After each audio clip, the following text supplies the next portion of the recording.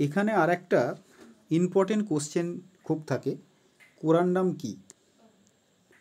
এটা আর একটা পাবো কার্বোরান্ডাম, সেটা যখন সিলিকন কেমিস্ট্রি গ্রুপ 14-এ গিয়ে পাবো, সেখানে কার্বোরান্ডাম। শুধু আমি বলবো কোরান্ডাম। বলছে অ্যালুমিনিয়াম অক্সাইডের অনেকগুলো রূপভেদ দেখতে পাওয়া যায়, আলফা বিটা গামা। মেনলি এখানে গামা রূপভেদটাকেই উল্লেখ করা হয় বা বলা হয়, অত কোন রূপভেদটা বলা দরকার নেই। যে কেলাসাকার অ্যালুমিনিয়াম ট্রাইঅক্সাইডের অনেকগুলি রূপ আছে, যার একটিকে বলা হয় কোরান্ডাম। গামাটাও এখানে লিখতে পারো, কোনো অসুবিধা নেই। গামা রূপভেদটিকে বলছে কোরান্ডাম। অত্যন্ত শক্ত হওয়ায় ক্ষয়কারী ঘর্ষক পদার্থ হিসাবে এটাকে ব্যবহার করা হয়। নেক্সট যেটা বলছে দেখো, BH3 মানে হাইড্রাইড যৌগ, বোরনের হাইড্রাইড বা গ্রুপ 13 যৌগের যে হাইড্রাইড যৌগগুলো, বলছে ডাইমার রূপে অবস্থান করে। এই B2H6কে বলা হয়ে থাকে ডাইবোরেন। এখন তুমি যদি BH3 যৌগটার ভালো করে দেখো, বোরনের যোজন কক্ষে 3টে এবং 3টে হাইড্রোজেন পরমাণু 3টে, অর্থাৎ ওর মোট ইলেকট্রন সংখ্যা হচ্ছে 6টা। ফলে এবার BF3-র ক্ষেত্রেও দেখা গেছে যে ওর 6টা ইলেকট্রন, 3+3। কিন্তু BF3-র গঠন যদি আমরা দেখি, এই পুরো গঠনটা আঁকছি না, জাস্ট বোঝাবার জন্য, এখান থেকে এক জোড়া ইলেকট্রন ব্যাকবন্ডিং করে তোমার বোরনের অক্টেট পূর্তি সম্পন্ন করতে পারে। কিন্তু এখন BF3 যৌগের ন্যায় ফ্লোরিন পরমাণুর একজোড়া নিঃসঙ্গ ইলেকট্রন আছে বলে, কিন্তু BH3 যৌগে হাইড্রোজেন পরমাণুর কোনো নিঃসঙ্গ ইলেকট্রন না থাকার জন্য ব্যাকবন্ডিংয়ের মাধ্যমে বা রেজোনেন্সের মাধ্যমে বোরন পরমাণু তার অক্টেট পূর্তি করতে পারে না। তাই দুটো BH3 অণু একে অপরের সঙ্গে যুক্ত হয়ে ডাইমার গঠন করে, যাতে করে তার অক্টেট ঘাটতি কিছুটা হলেও পূরণ করতে পারে। অর্থাৎ দুই অণু BH3 একসাথে যুক্ত হয়ে B2H6 বা ডাইবোরেন গঠন করে। পরের প্রশ্ন হিসাবে যেটা দেওয়া হয়েছে দেখো, ঘন নাইট্রিক অ্যাসিডে অ্যালুমিনিয়াম নিষ্ক্রিয় হয়ে যায় কেন? গাঢ় নাইট্রিক অ্যাসিডের সাথে অ্যালুমিনিয়াম বিক্রিয়া করলে অ্যালুমিনিয়াম ট্রাইঅক্সাইড উৎপন্ন হয়। এই অ্যালুমিনিয়াম ট্রাইঅক্সাইড অ্যালুমিনিয়ামের উপর একটা পাতলা আস্তরণ ফেলে দেয়। এই পাতলা আস্তরণ ফেলে দেওয়ার ফলে অ্যালুমিনিয়াম আর অ্যাসিডের সংস্পর্শে আসতে পারে না। এই কারণেই ঘন নাইট্রিক অ্যাসিডের উপস্থিতিতে অ্যালুমিনিয়াম নিষ্ক্রিয় হয়ে পড়ে। নিচে রিয়াকশানটা লিখে দিয়েছি, রিয়াকশানটা রেডি করে ফেলতে হবে। অর্থাৎ 2 অণু অ্যালুমিনিয়াম, 6 অণু nitric acid, aluminium trioxide, nitrogen dioxide এবং জল। BF3 লুইস অ্যাসিড হিসাবে আচরণ করে কেন? BF3 যৌগের কেন্দ্রীয় পরমাণু বোরন, তার যোজন কক্ষে ইলেকট্রন সংখ্যা হচ্ছে 8, মানে বোরনের নিজের 3টে আর ফ্লোরিন থেকে 3টে, মোট 6টা ইলেকট্রন। 8টা বলেছিলাম, মোট যোজন কক্ষে ইলেকট্রন হচ্ছে 8টা, 6টা, আবার 8টা বলে ফেলেছি। BF3 যৌগে বোরন পরমাণুর যোজন কক্ষের মোট ইলেকট্রন সংখ্যা হচ্ছে 6, অর্থাৎ অক্টেট পূর্তি হতে আরও 2টো ইলেকট্রন ঘাটতি আছে। এই অক্টেট পূর্তি লাভের জন্য এক ইলেকট্রন সমৃদ্ধ কোনো যৌগ থেকে একজোড়া ইলেকট্রন সহজেই গ্রহণ করে এবং তার অক্টেট পূর্তি করে। নিচে একটা এক্সাম্পল দেওয়া হয়েছে, BF3 NH3 থেকে একজোড়া ইলেকট্রন গ্রহণ করে এখানে একটা যুত যৌগ গঠন করে তার অক্টেট পূর্তি ঘটিয়েছে। এবার আর একটা ইম্পর্টেন্ট কোশ্চেন, 9 নম্বর কোশ্চেন, ভেরি ইম্পর্টেন্ট কোশ্চেন আমরা আলোচনা করব। BX3, যেখানে X হচ্ছে তোমার ফ্লোরিন, ক্লোরিন, ব্রোমিন, আয়োডিন যৌগে BX বন্ধন দৈর্ঘ্য যেটা হয়, জেনারেল বন্ধন দৈর্ঘ্য যেটা হওয়া উচিত, পরীক্ষার সময় মান দিয়ে দিতেও পারে, হয়তো বলো যে এটা 160 পিকোমিটার, কিন্তু বাস্তব ক্ষেত্রে দেখা গেছে যে অনলি 85 পিকোমিটার হচ্ছে। এটা ছিল তাত্ত্বিক মান, কিন্তু বাস্তব ক্ষেত্রে দেখা গেল যে প্র্যাকটিক্যাল যে ভ্যালুটা সেটা হয়ে গেছে 85 পিকোমিটার। এর কারণ আমরা কি করে ব্যাখ্যা করব? ওই জন্য দেখো প্রশ্নটা সেইভাবে হয়েছে, BH3 যৌগে BX বন্ধন দৈর্ঘ্য বন্ধনটি তাত্ত্বিক মান অপেক্ষা কম হয় কেন? তাত্ত্বিক মান অপেক্ষা কম হয় তার কারণ, this can be explain by resonance. BX3 যৌগে বোরন তার বোরন পরমাণু অষ্টক ঘাটতি অবস্থায় থাকে, বা যোজন কক্ষে 6টা ইলেকট্রন থাকায় অষ্টক ঘাটতি অবস্থা থাকে। তাই প্রতিটি X পরমাণুতে 3 জোড়া করে নিঃসঙ্গ ইলেকট্রন থাকে।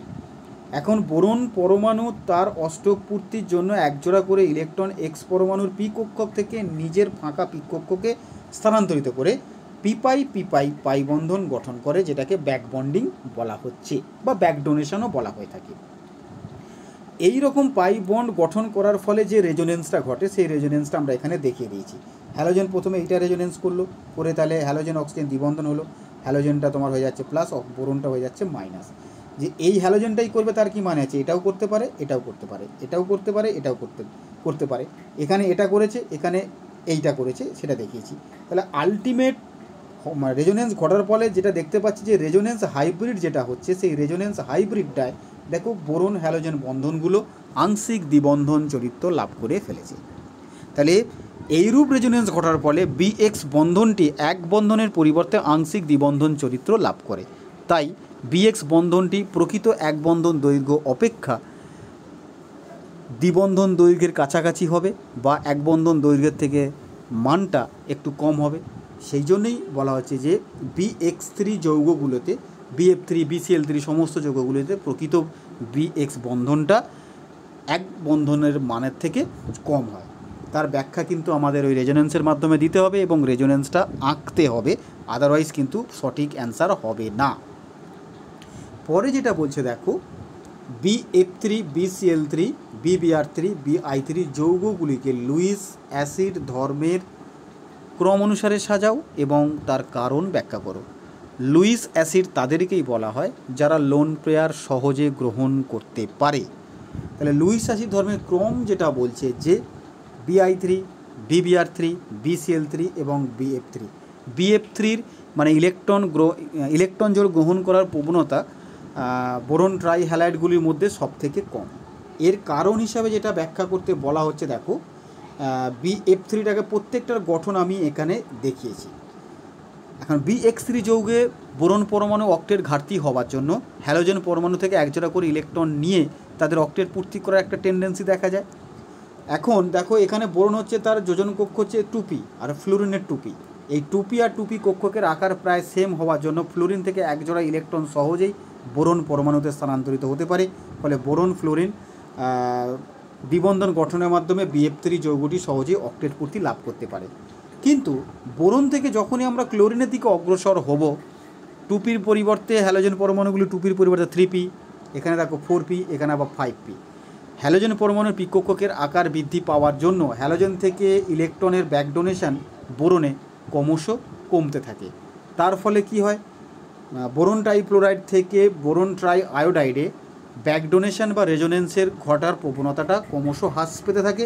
তার ফলে বোরন ট্রাইহ্যালাইড যৌগগুলির মধ্যে বোরন ফ্লোরাইড থেকে বোরন আয়োডাইডে অক্টেট পূর্তির প্রবণতা ক্রমশ হ্রাস পায়। তাই অক্টেট পূর্তির প্রবণতা সব থেকে বেশি দেখা যায় তোমার বোরন ট্রাই আয়োডাইডে, কারণ সেখানে ব্যাক ডোনেশন একেবারে হয় না বললেই চলে।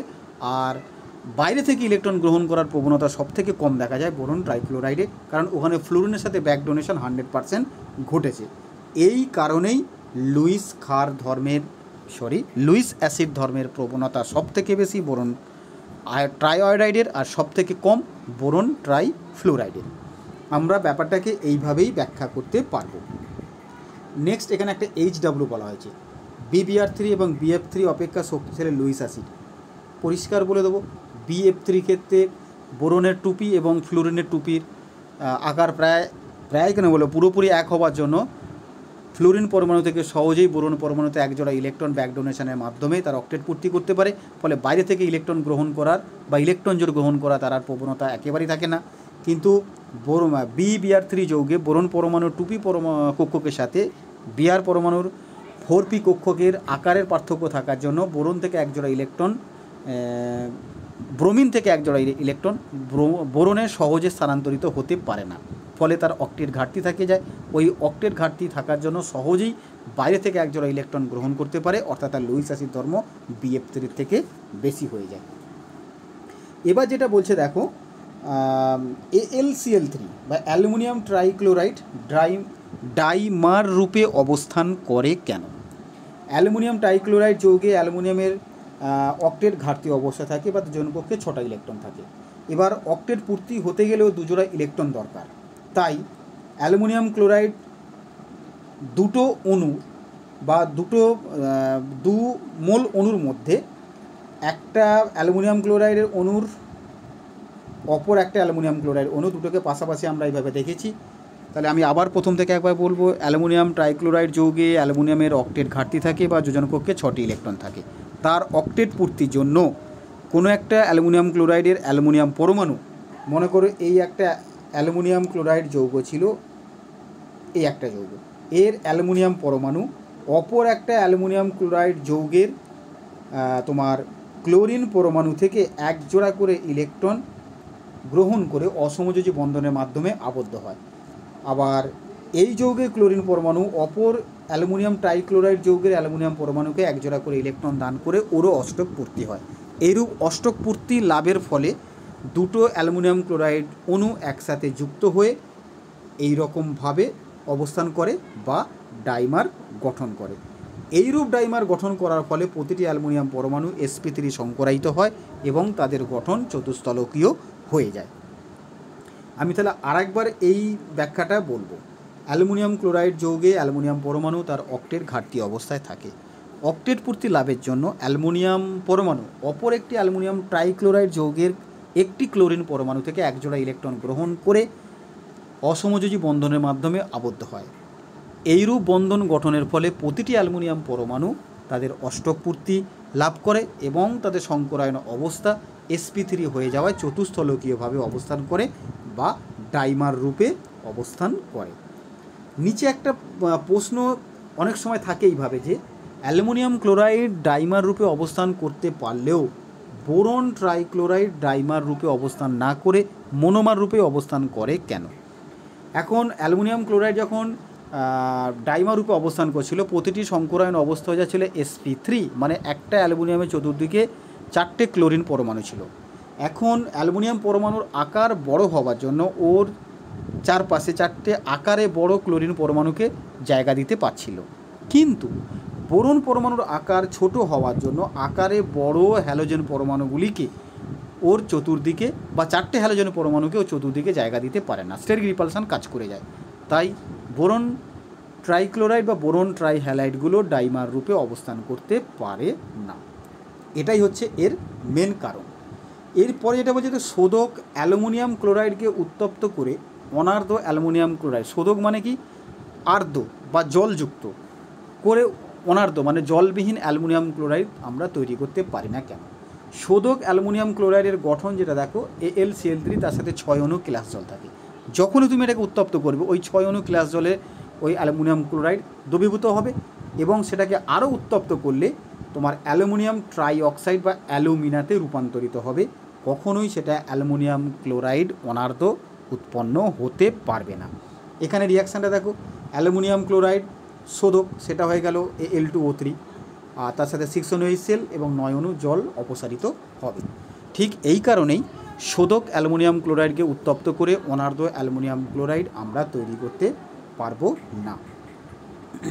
এরপরে দেখো একটা প্রশ্ন HW আমি দিয়েছি, BF3 এবং BF4- আয়নের কেন্দ্রীয় পরমাণু সংকরায়ন অবস্থা এবং গঠন উল্লেখ করো। আমি শুধু এখানে জাস্ট একটা হিন্টস দিয়েছি, কারণ সমীকরণটা কেন্দ্রীয় পরমাণু সংকরায়ন অবস্থা নির্ণয় করার যে সূত্রটা ছিল সেই সূত্র বলে দিয়েছি। বোরনের যোজন কক্ষে 3টে ইলেকট্রন, তাহলে বোরনের যোজন কক্ষে 3টে ইলেকট্রন বসিয়ে দিলাম। একযোজী পরমাণু 3, কোনো আধান নেই, তাকে 2 দিয়ে ভাগ করলে 3 বেরোবে, তার মানে সংকরায়ন অবস্থা হয়ে যাবে sp2 ত্রিকোণীয় সমতলীয়। আবার BF4 ক্ষেত্রে যেটা দেখা যাচ্ছে, দেখো বোরনের যোজন কক্ষে 3টে, 4টে একযোজী পরমাণু, একটা নেগেটিভ চার্জ, তার মানে টোটাল তাকে 2 দিয়ে ভাগ করলে 4, তার মানে সংকরায়ন অবস্থা হয়ে যাবে sp3 অর্থাৎ চতুস্তলক। দুটো শেপ এঁকে দেবো আর সংকরায়ন অবস্থাগুলো এইভাবে বের করে নেবো, তাহলেই কাজ মিটে যাবে। এবার এখানে দেখো 13 কোশ্চেন, গ্যালিয়াম +1 জারণ স্তরে থাকাকালীন ডিসপ্রপোর্শন বিক্রিয়ায় সহজেই অংশগ্রহণ করে কেন?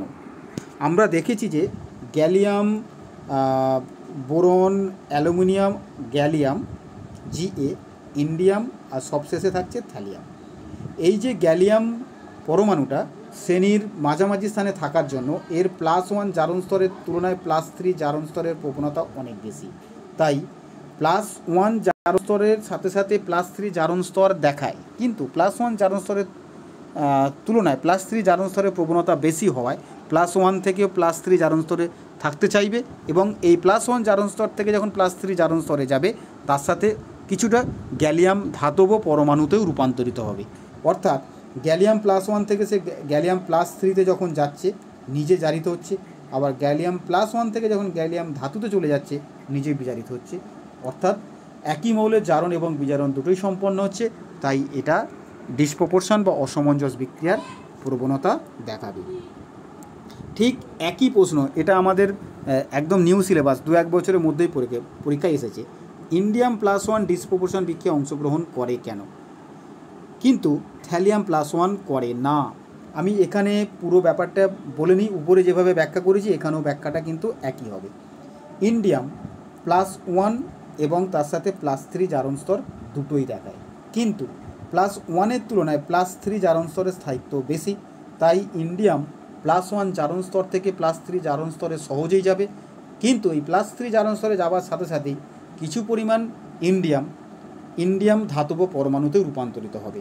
অর্থাৎ +1 থেকে জারিত হয়ে +3-তে যাবে এবং +1 থেকে বিজারিত হয়ে 0 হবে। তার মানে জারণ বিজারণ দুটো একসাথে ঘটছে, তাই অসমঞ্জস বিক্রিয়া বা ডিসপ্রপোর্শন বিক্রিয়া দেখাবে।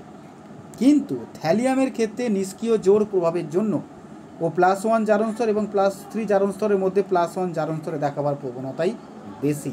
তার মানে থ্যালিয়াম +1টা +1-এই থাকতে চাইবে, +3-তে কখনো যাওয়ার প্রবণতা দেখাবে না, তাই ও অসমঞ্জস বিক্রিয়ায় অংশগ্রহণ করবে না। একটাই কারণ, নিষ্ক্রিয় জোড় প্রভাব, ওটা ওখানে উল্লেখ করতে হবে। সেটা দেখো আমরা নিচে দেখাবার চেষ্টা করেছি, করে ওটাকে কেটে দিয়েছি। এবার বলছে অ্যালুমিনিয়াম হেক্সাফ্লোরাইড 2- আয়ন গঠিত হতে পারে, কিন্তু বোরন হেক্সাফ্লোরাইড 2- আয়ন গঠিত হতে পারে না কেন, তার হিন্টসটাও আমি এখানে দিয়ে দিয়েছি। বোরনের যোজন কক্ষ দেখো 2s2p, তার মানে এসের একটা কক্ষক, পি এর 3টে কক্ষক, সর্বাধিক কক্ষক হচ্ছে 4টে, তার মানে তার সর্বাধিক সমযোজতা বা সবর্গাঙ্কের মান 4 হতে পারে।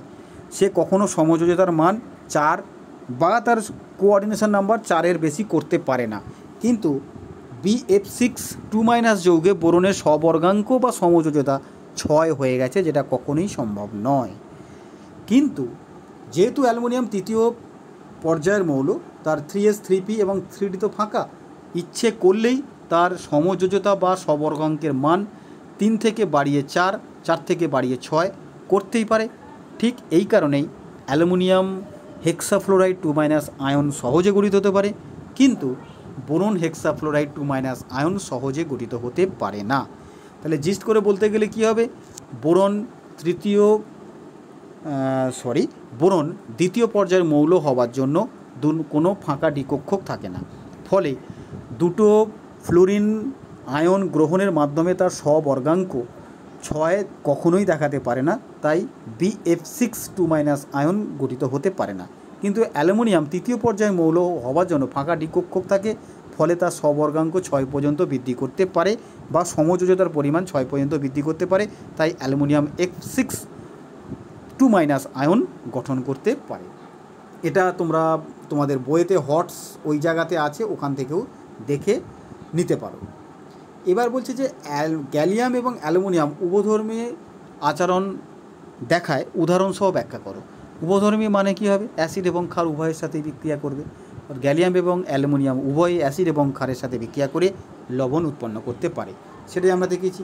গ্যালিয়াম অ্যাসিডের সাথে বিক্রিয়া করে গ্যালিয়াম ক্লোরাইড মানে Ga2+ আর 2 অণু Cl- অর্থাৎ GaCl2 অ্যাকোয়া, তার সাথে হাইড্রোজেন গ্যাস উৎপন্ন করেছে, অ্যাসিডের সাথে বিক্রিয়া করছে। আবার ক্ষারের সাথে বিক্রিয়া করে দেখো সোডিয়াম গ্যালেট আয়ন উৎপন্ন হয়েছে এবং তার সাথে হাইড্রোজেন উৎপন্ন হয়েছে। ঠিক একইভাবে এটা যদি আমরা নিচে দেখো, লেখাটার জন্য একটু কেটে গেছে, আমি তবু এটুকু বলে দিচ্ছি। 2 অণু অ্যালুমিনিয়াম, এটা 2 অণু অ্যালুমিনিয়াম প্লাস 6 অণু HCl, এটা বিক্রিয়া হয়েছে। বিক্রিয়া হওয়ার ফলে 2 অণু অ্যালুমিনিয়াম ক্লোরাইড এবং তার সাথে হাইড্রোজেন উৎপন্ন হয়েছে। তাহলে আরেকটা যেটা রিয়াকশান এখানে ছিল, সে এটা হচ্ছে তাহলে অ্যালুমিনিয়ামের সাথে অ্যাসিডের বিক্রিয়া গেল। এবার অ্যালুমিনিয়ামের সাথে ক্ষারের বিক্রিয়াটা কী হবে সেটা যদি আমরা দেখাবার চেষ্টা করি, সেই বিক্রিয়াটা আমরা এখানে দেখো ছোট্ট করে দেখিয়েছি, আসছে না, একদম ডান দিকে যেটা দেওয়া আছে দেখো, অ্যালুমিনিয়াম তার সাথে এই যে অ্যালুমিনিয়াম তার সাথে সোডিয়াম হাইড্রক্সাইড বিক্রিয়া করে সোডিয়াম অ্যালুমিনেট এবং হাইড্রোজেন গ্যাস কিন্তু এখানে দেখাতে পেরেছি। অর্থাৎ পরীক্ষার সময় প্রশ্ন এইভাবে যদি দেয়, দেখাও যে গ্যালিয়াম এবং অ্যালুমিনিয়াম উভধর্মী ধর্ম প্রদর্শন করতে পারে, উদাহরণ দাও, তাহলে আমরা উত্তর লিখব গ্যালিয়াম এবং অ্যালুমিনিয়াম উভয়ই উভধর্মী ধর্ম প্রদর্শন করতে পারে, কারণ তারা অ্যাসিড এবং ক্ষারের সাথে পৃথক পৃথকভাবে বিক্রিয়া করলে লবণ উৎপন্ন করতে পারে, বা অ্যাসিড এবং ক্ষার উভয়ের সাথেই তারা বিক্রিয়া করতে পারে। অ্যাসিড এবং ক্ষার উভয়ের সাথে যারা বিক্রিয়া করে তাদেরকে আমরা তো বলি উভধর্মী। সেই হিসাবে আমরা গ্যালিয়াম এবং ইন্ডিয়ামকে উভধর্মী বলতে পারি।